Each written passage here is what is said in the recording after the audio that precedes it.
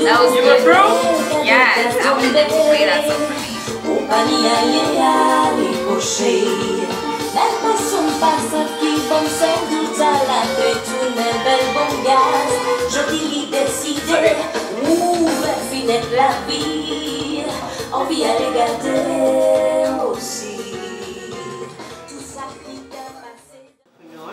Yes. Now, I have a. You said that. When you first started on your journey, Right. what was the feedback that you received from your family? You said you're considered the black sheep. Yes. I think my family, first and foremost, loves me. They love me a lot. My family protects me and shelter me so much that at some point I felt like I was suffocating, and I needed to explore who Jodelle is and who Jodelle might become. I couldn't really go out, you know, like all Haitian, you know the culture, like Haitian. Maybe some people who don't know about the Haitian culture, when you're a girl, a young woman growing like 23, 22, you can't really go out at night.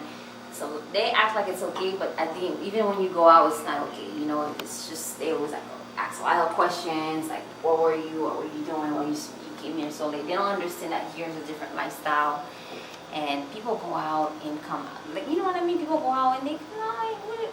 I was 23 years old, you know, like, when all that was happening. When I decided to become Femmedusoir, I mean, of course, I started writing since I was 14 years old, but I was already a grown woman. I already knew who I was. My mom trained me to be the person that I am today. My mom taught me everything about sexuality, how to protect myself. Like, my mom is very, very open-minded, but she acts like she's reserved in the eye of the public, but she's very open-minded about that. She was, you know, we spoke about everything. So, you know, for me to become that person, it was kind of hard for them because they only saw me as a nude model. They only saw that, oh, everybody's seeing you naked. Everybody can see you naked. Everybody. My parents are Haitian, is very well-known Haitian. The parents will go to my mom and my dad and say, how do you feel like your daughter is online and everybody can see her naked? They would like dramatize and drag the whole thing and make it seem like it's nasty, it's raunchy. They would make it seem more than what it's not. They would make it seem like what it's not. So it was really hard in the beginning. Like I said, I had someone helping me in the beginning, and I remember when I used to be at work, I used to run to him and cry, and because like during the day people would send me messages and I would receive like text messages and of people saying bad things about me. Oh, I heard this person said this and that. Like it was a lot of drama like that my friends don't know about, like that I went through. I cried a lot, and there was a time I really stopped. I didn't say I almost gave up, but I almost felt like, wow, like I started to disconnect to myself, and I really, really had to sit back and think why I'm doing this. Because in the beginning, like I said, I just started. I didn't have gigs, you know. To put yourself out there, you have to expose yourself. You have to get the attention. You have to expose yourself. As an artist, there's no way you can stay under the rock and expect everybody to find you and find out about you. You have to express yourself. You have to, you know, let loose. You have to let people in your life. And I didn't know how to do, like I said, I'm very, like, when I'm not Femmedusoir, I'm Jodelle. And I'm very reserved. People can see that I don't do lives. And I'm going to start doing that now on Facebook. I'm very reserved, and I keep my life, my private life, out of the public eye because I don't like to expose myself like that. But because of my work, I have to do this, and I have to expose myself. It was really hard to do that and deal with my family, and you know, the adversity that I encountered in the beginning was very challenging. And I think until I become like ultimately successful, blah, blah, blah, that's when they will probably embrace me and understand me and probably stand by me. I don't know when that's going to ever change. I think now, you know, when you do something consistently, people tend to adjust to it. I think they've adjusted, but it doesn't mean that they've, you know, totally accepted it or they totally understand what I do. I understand, like, it's something that they didn't expect of me, and or, you know, I understand that, like, no one really, I could do it all, like nudes, and so it's just challenging. Okay, would you mind explaining what do you do? Okay. That's a great place to start, I guess. There are certain people asking that are on live, and maybe they're not listening at KreyolJam.com. Maybe they're not reading my Facebook posts prior to my shows. Mm-hmm. What do you do? Okay, I am first and foremost, I need to say this, I am first and foremost an entrepreneur. Okay, when you're an entrepreneur, you're trying to establish something. It's either you build a business, you build a brand, you join like a group of people that are doing the same thing, that share the same ideas, the same aspiration as you. When you're an entrepreneur, you're a self-made person. You know what I mean? You're a self-made person. Mm-hmm. You're a go-getter. I'm a go-getter. That's the first thing that I could say. Right now, I am an art model, you know. I'm an art model. What is an art model? An art model is someone who poses for artists and who works with photographers who have a sort of idea. They define this idea through the arts. They use whatever they can. They use props. They use, you know, little things. They create a world for you to explore. Mm-hmm. That's an art model. Mm-hmm. You have an idea, and then you use other things to create, to put out your idea, to show your vision. A lot of your modeling goes in the nude, right? It's natural. Yes. Like I have tons of works that I don't have access to because I post for artists and they pay me to post for them. Mm-hmm. But I'm waiting in the future they will send me these things after they are published. Yes, so I am an art model first and foremost. But I am also Femmedusoir.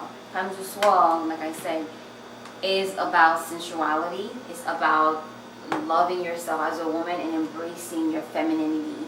Like a lot of women these days don't know what it is to be a feminine woman, or maybe they know what it is, but they don't know how to get access to it. You may know that you're a woman, but you may not know how to embrace yourself fully, like your body, your mind, like how to connect all that and create a balance within yourself. So I have a brand, and my brand speaks about that. Okay, and again, I am an entrepreneur. In the future, you will see. I don't like to say everything about me, but in the future, you will see that. Of course, I'm going to have a product. I'm going to have something in the future.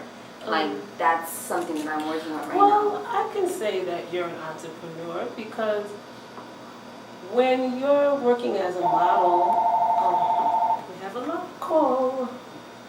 Let's see if I can do this. You're live on Talk About It with Sabine French. Hello? Hello? Hey, I'm calling for the show. Yes? Yeah, this is KreyolJam. Hi, hello. Hi, How you Kerr. doing? So, Hi. I have a question for you. Yes. From this one? So, I remember back then you used to write a lot, right? I know now you do your sexuality on this floor, which is really great. You know, I applaud you, and, you know, I like that. But what is it about writing? You don't do it anymore, you know? Because me and you, I remember we used to, you know, share writings and everything. Like, do you still write? Yes. Do you write anymore? Yes, I still write, and the reason why I don't really share my writing is two reasons. I don't want people to steal my work because I had encountered some issue with that in the beginning. I don't really post that anymore, and right now I'm working on my book, and I'm working on my book. It's going to be some of my writings and my, you know, pictures. So it's going to be very exclusive, okay? And I know a lot of people have been asking me, writing me about that. I've been writing my experiences and what I go through right now, but I just don't post them as much anymore because I want to, you know, put my book out, and I'm shooting.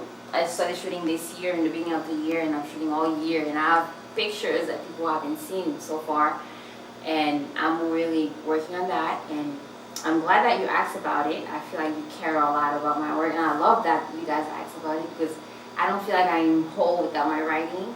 So yeah, I still do write, but I am going to put everything out in the book so it could be more inclusive, and yes. That's great. I like that because, you know, I was one of the people who really believed in the writing because your writing was always like outstanding. Like, Thank you, girl. With your poems, your short stories, everything, it was fascinating because I've never seen a Haitian, particularly woman, have that style.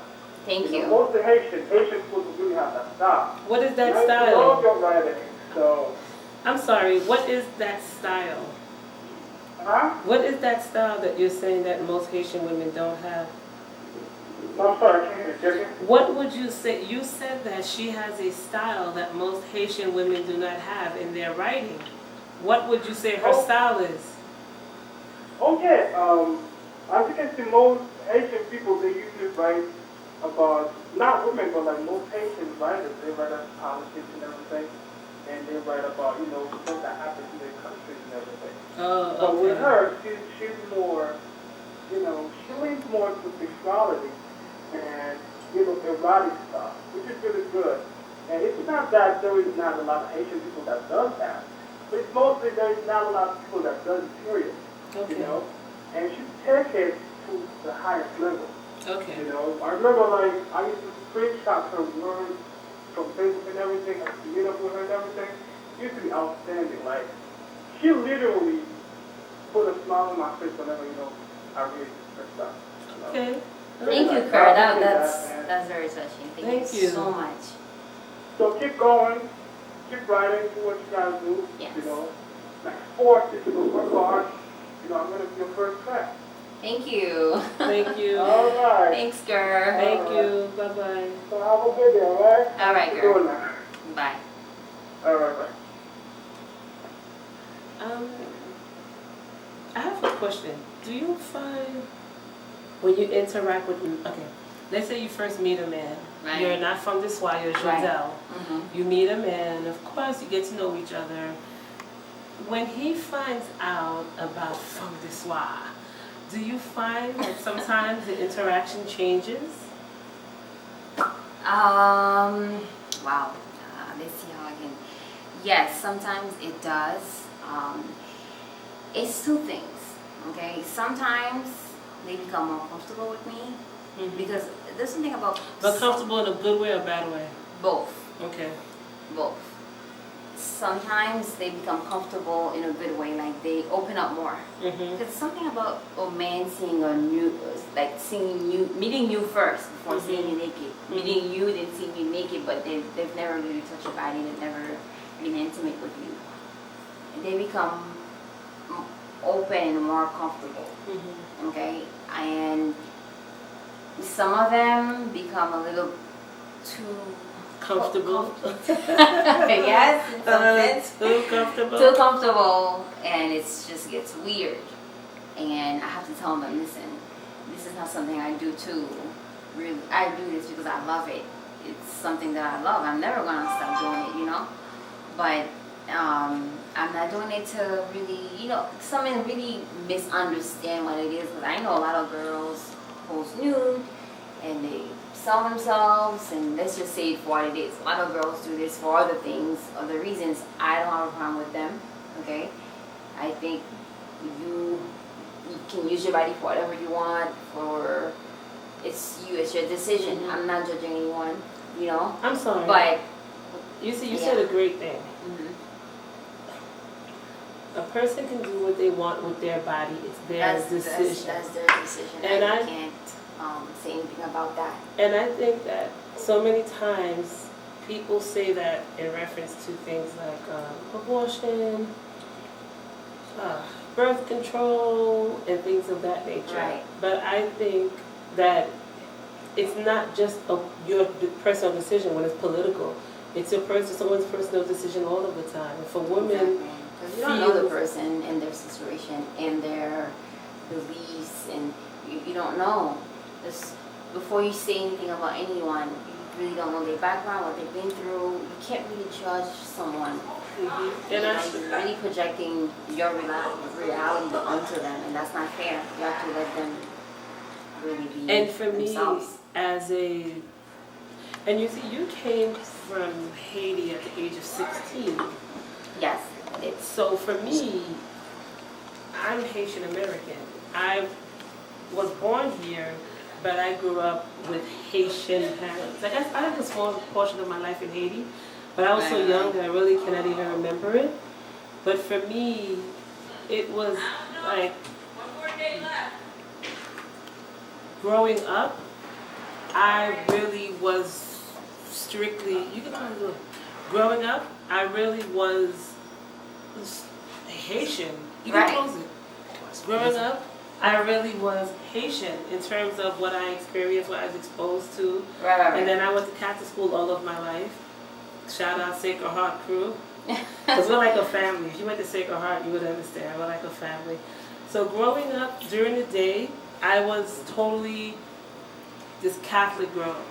And at night, I was this Haitian girl who At night. was exposed to all of the stereotypes. Right. And some of them, you know, I'm not saying that growing up, I didn't receive a lot of morals that helped me in life, but I know the stereotypes that comes with being Fanny. Come on, Fanny, why are you sitting over there? Grab a mic. Come on. Grab a mic, have a seat over there, please. Thank you so much. I don't know if you guys see Fanny in the background. Oh my God, Fanny's a member of the KreyolJam family.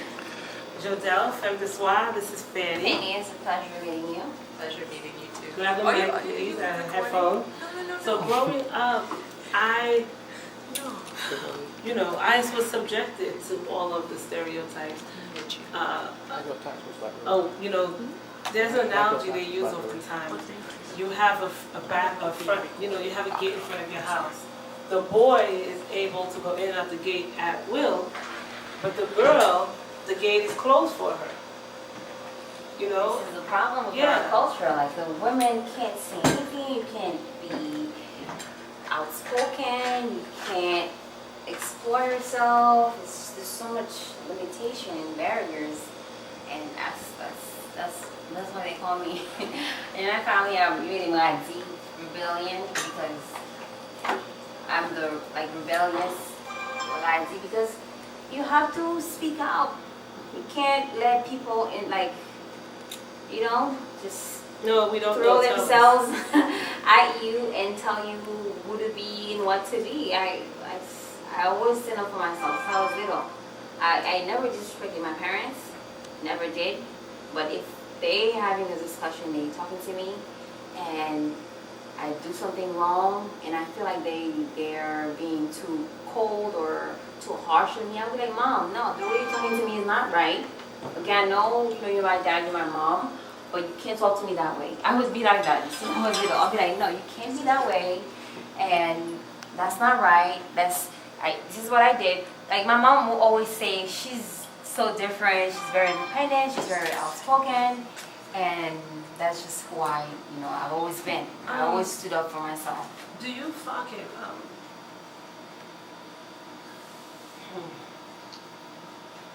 do you feel that? Okay, first of all, I have a question. Would you consider yourself to be a feminist? People ask me that all the time. The Femmedusoir movement is, for me, when it started, it was like a personal thing that came to be cultural and expanded into other things. I'm somewhat of a feminist, somewhat. I feel like the definition of feminism differs from person to person. Everybody have their own definition of what a feminist is, and if I should be a feminist, I would say I stand In a for woman's the woman, for a woman that is comfortable with herself, for a woman that can be herself, whatever she may be. That's the thing. we want to put everybody in the same basket, and we're not the same. You know. For me, I feel like oftentimes men use the idea of a woman being a feminist against them. No, we're not saying that they can be men and we want to be men. That's not what we're Exactly. saying. Comfortable showing your body can be taken in so many different ways. I'm sure there's people who think that you're a slut. I'm sure there are They people call me who all think kinds of that things. you're an easy Especially in lady. the Haitian community. Exactly. I want to, because time is ticking. I don't mind it now. Right? Call me whatever. No, I want to address Let me this. tell you. I'm sure. But you find most criticism from women, don't you? That was In the the next thing I was beginning, gonna yes, I address. did. That was Yeah. the next thing. You know, I feel like for me, you represent so many variables in society, so many stereotypes in society, so many taboos in society. Right. Because I was having a discussion online earlier. I posted a question. Why can't women be sexy and intelligent? And some people say, oh, who said they can't? Who said they can't? When Michelle Obama was being stylish, showing one shoulder, showing a little bit of her waist, everybody went crazy. Or a first lady shouldn't dress that way. How should she dress, in pantsuits? A first lady is a woman that's married to the president, period. That's what a first lady is. She's a woman. She's her own individual. Yes, and this is a lot. Like this is like a big bundle of issues and problems, because people are like, a lot of people are not an explorer of themselves. Okay, they live through other people, you know. But why? Because it's just how the system set it for you. You know, they put the celebrities in front of you, and you're like forced somehow at times to become like them, to be like them, to imitate them. So some people really live through these people, and they never sit with themselves and think like, who am I? Who I am really, like deep within me. Who's this person? So, And you know, they really took these people too much. and I feel as if a lot of women, you know, I'm a big believer in the fact that not every woman is the same. In your case, you're a petite woman. That's another thing. You know, like, I'm glad you also said that. Society has led us to believe That you have to be a certain size, you have Yes. to be a certain shape, you have to be, you know, But like, you see, this is what this is such a...